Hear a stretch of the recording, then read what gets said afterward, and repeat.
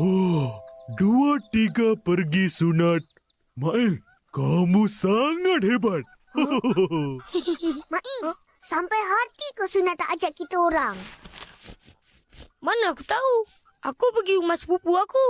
Tahu-tahu aja dah kena sunat sekali. Itu pun terpaksa. Kau ingat aku nak sangat? Upin, aku tak nak sunat. Aku pun.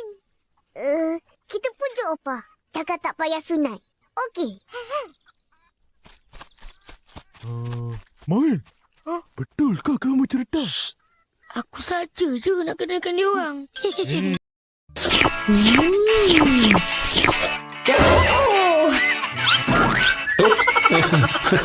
Maaf ya, Moy. Allah, habis rusak aiskrim aku. Jangan bimbang. Nah, Moy. Hai kawan-kawan. Nakal kan? Mai dalam episod kali ni.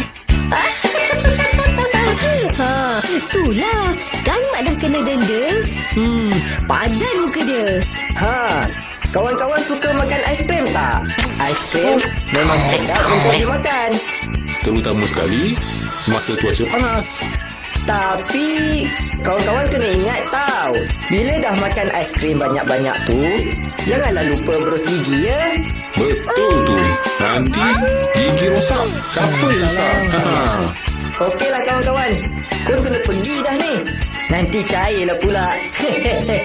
Okey, bye. Baiklah kawan-kawan. Jumpa lagi. Bye. Titi.